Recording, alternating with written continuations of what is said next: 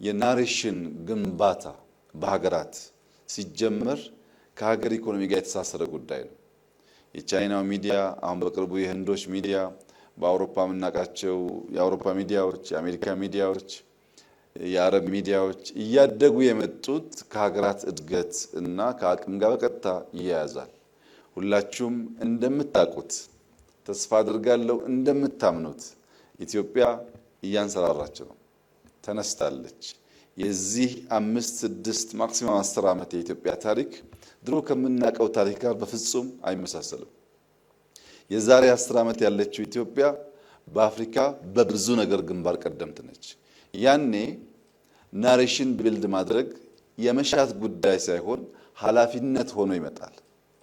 ያደገችው ቻይና ከራሷ አልፋ የዓለምን ናሬሽን ለመገንባት እንደሰራችው እያደገች ያለችው ህንድ ከራሷ አልፋ የዓለምን ናሬሽን ለመገንባት እየሰራች እንዳለችው ሀብት ያላት ካታር አልጀዚራ እንደገነባችው ሁሉ እኛም ኢኮኖሚያችን እያደገ ሲሄድ በአፍሪካ ናሬሽን ውስጥ ጉልህ ስፍራ መጫወት ኃላፊነታችን መሆኑ አይቀሬ ጉዳይ ነው።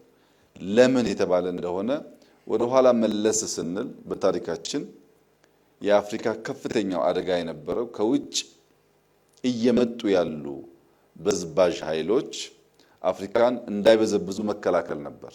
በዚህ ጊዜ ግንባር ቀደም ሆና ከአድዋ ታላቁን ብስራት ያሰማችው በልጆቿ ደም በልጆቿ አጥንት በከፍተኛ ተጋድሎ ለብዙ የአፍሪካ ሀገራት ነፃነት ደውል ብስራት የተሰማው ከአድዋ ነበር።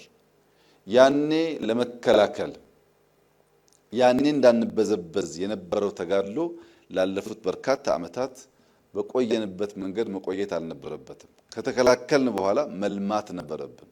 ከተከላከልን በኋላ መበልጸግ ነበረብን። በዚያ ውስጥ አፍሪካውያን ወንድሞቻችን ካለምንም ጥርጥር ከኢትዮጵያ ያንን ተግባር ይጠብቃሉ እና ዛሬ ጊዜው ደርሶ ከራሳችን ተሻግረን የአፍሪካ ድምጽ ለመሆንና አፍሪካ ምድረ ቀደምት መሆኗን አፍሪካ በከርሰ ምድር ሀብት ከፍተኛ ሀብት ያላት አህጉር መሆኗን በብዙ ወጣቶች የተሞላች አህጉር መሆኗን ለመፍጠር የሚያበቃ ጭንቅላት ያላቸው ወጣቶች ያሉበት አህጉር መሆኗን አሁን ባለው ኢንዱስትሪያል ሪቮሉሽን ለመማር ከውጭ ዕውቀት ለመገብየት እንደከዚህ ቀደሙ አስቸጋሪ ባለመሆኑ ከኤዥያ ቀጥሎ ምንም ጥርጥር የለውም በመጪው ዘመናት አፍሪካ ታላቋ አህጉር ትሆናለች።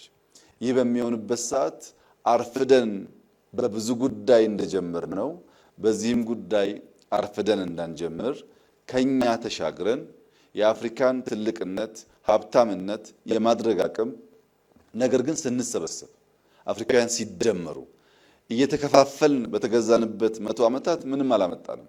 ሰብሰብ ብለን ብንሰራ ደግሞ ለውጥ ልናመጣ እንደምንችል ይህ ሚዲያ በብዙ ያስተምራል የሚል እምነት አለኝ።